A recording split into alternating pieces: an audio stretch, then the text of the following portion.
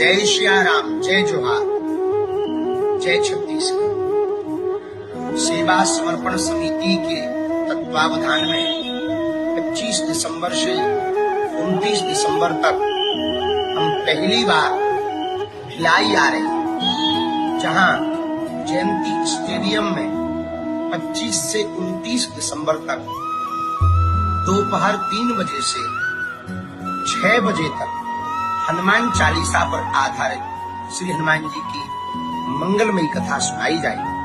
इस कथा के आयोजक श्री राकेश पांडे जी, बागेश्वर धाम परिवार एवं पूरा भिलाई के मंडल बागेश्वर धाम के शिष्यगण भव्यता के साथ इसका आयोजन कर रहे हैं। आप सभी हो जाओ तैयार।